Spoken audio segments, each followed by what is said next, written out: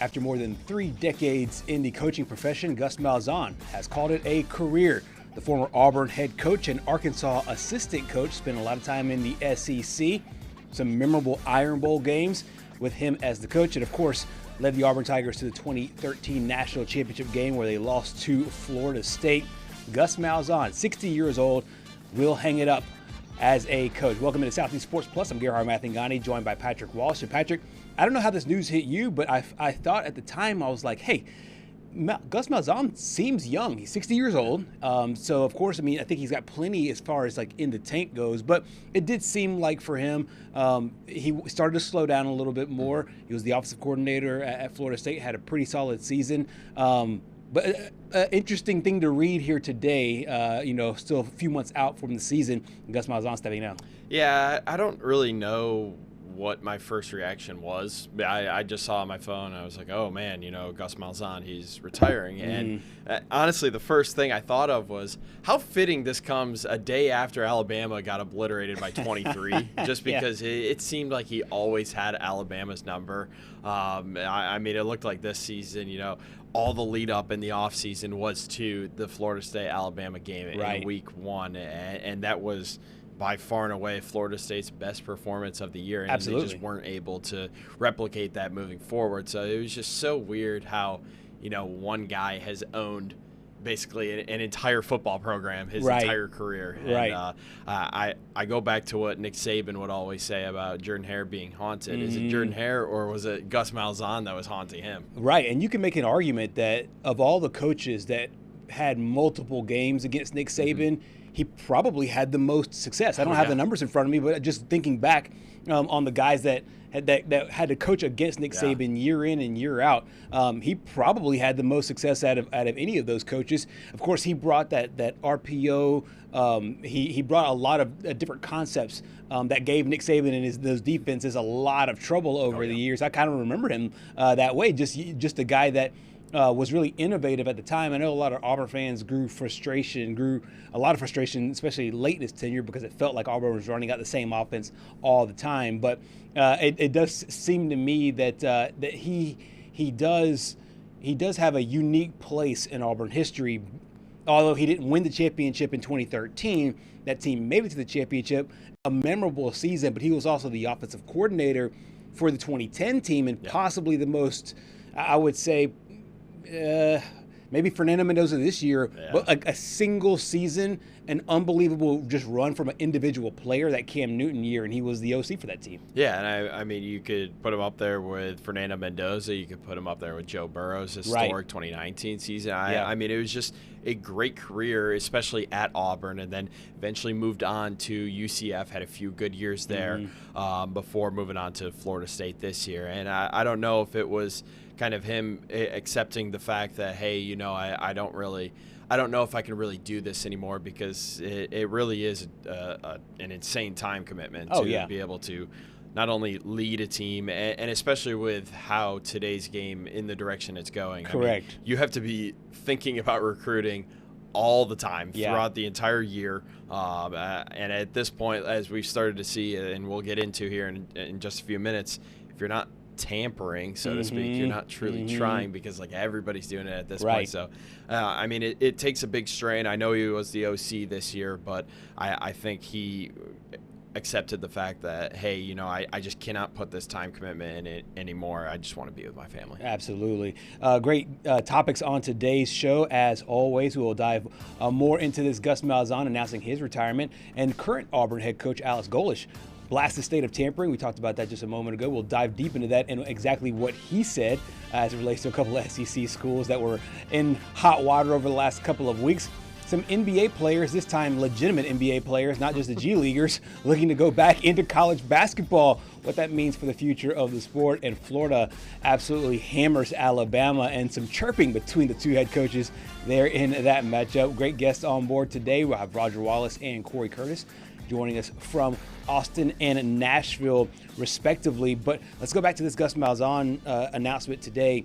I will always associate him. I know he spent a lot of time in the ACC and with the Group of Five in Central Florida, but I will always associate him with his days at Auburn, and before that at Arkansas, before he was the Arkansas State head coach.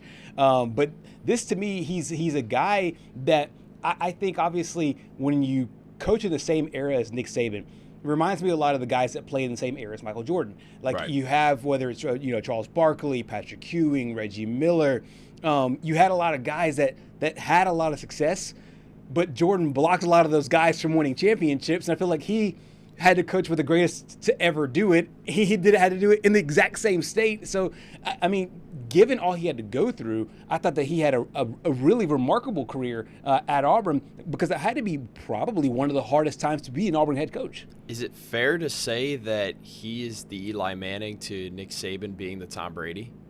Like, is that a fair comparison to say? Because, Probably. I mean, Tom Brady was by far and away the GOAT of his generation, and the only guy to really stop him sometimes was Eli Manning. Right. And, I mean, you can't necessarily say that in true just because they'd never, like, obviously Eli played Tom Brady in the Super Bowl, and Alabama and Auburn didn't really.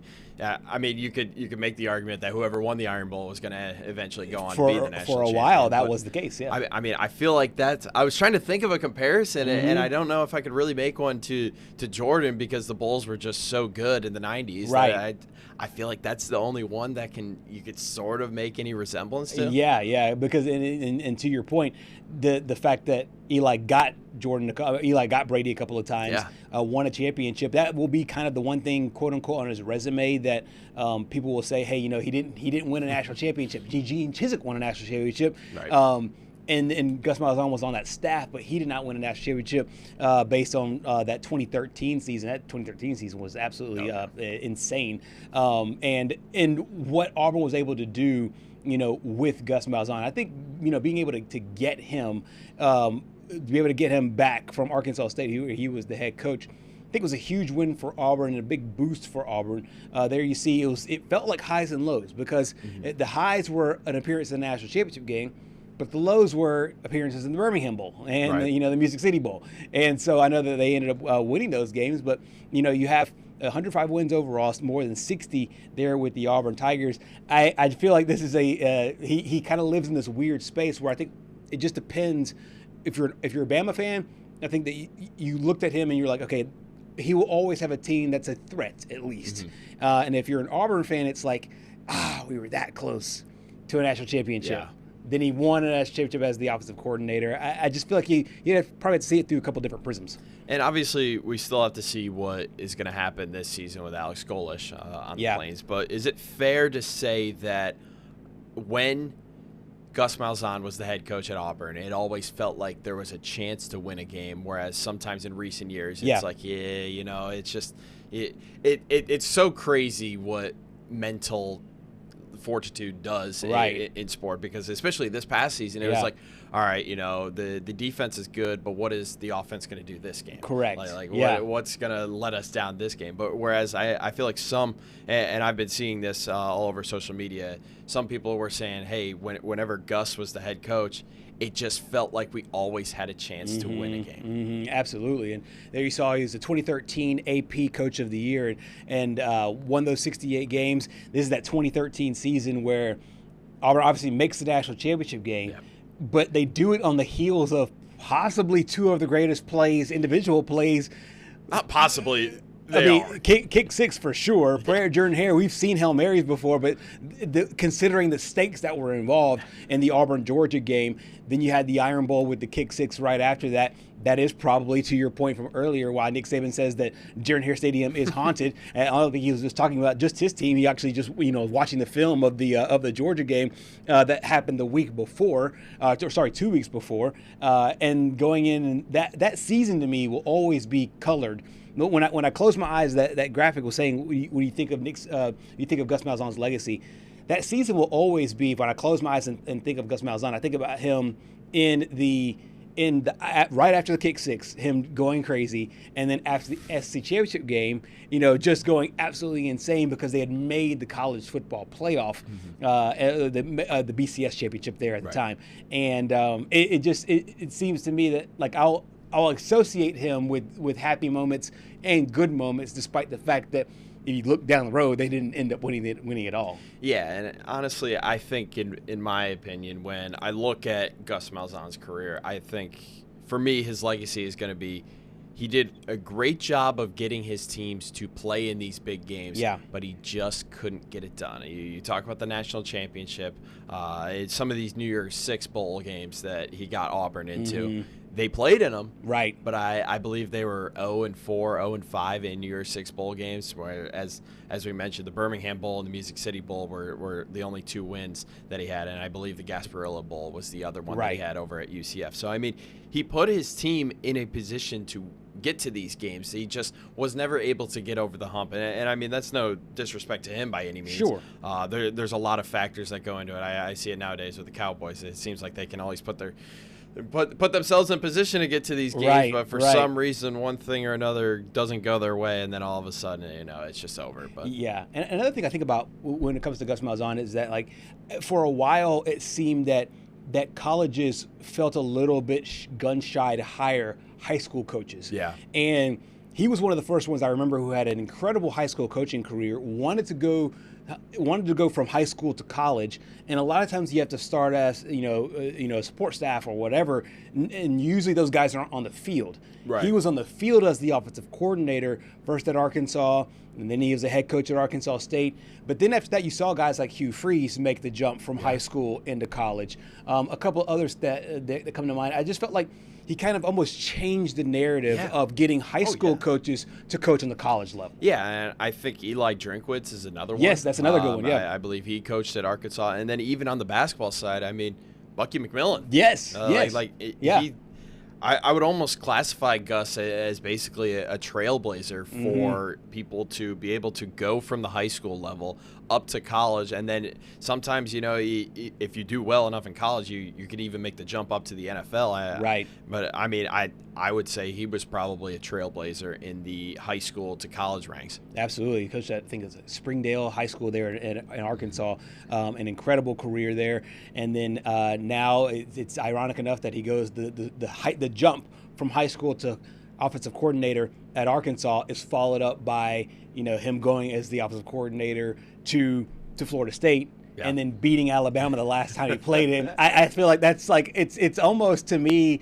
It's almost to me kind of fitting that, like, his last win, I know it's not in an Auburn jersey, it's not in an Arkansas jersey, but one of his last big wins, obviously they won a lot more games, but one of his last big wins is a huge win over Alabama. Can you explain to me why can one person have so much success against one school? Yeah. Like, can you explain that to me? Because I just don't understand what it is. No matter where you're at, you still have success. I mean, is it just a pure hatred or something? I think so, the rivalry just runs that deep? Yeah, maybe just like dial in a little bit more. I mean, he did have the entire offseason to game plan. I'm sure he had Castellanos in his office, like, hey, first day on campus after transferring from Boston College, hey, I don't care what we do next year. Just as long as we beat Alabama week 1, we're gonna be good. Yep. And I'm sure he started game planning from day 1 and everything, and then blah blah blah. Yeah, exactly. During the break, we'll do the Gus Malzahn bubblegum chew, because I just remember him like always like just chew it. Like the chews. Yeah. There's no scientific way to do this, but I feel like the teeth pressure, it was the same as a shark, depending on what down it was. Fourth quarter, third down, that thing was just hardcore. But Gus Malzahn calling it a career, age 60 years old, and says he's going to spend some time with his family. I know a lot of people around here know Christy Malzahn, his wife, very well. He's recruited in this area, a lot well-respected head coach, and we hope that he enjoys his retirement. A couple ties there with the SEC.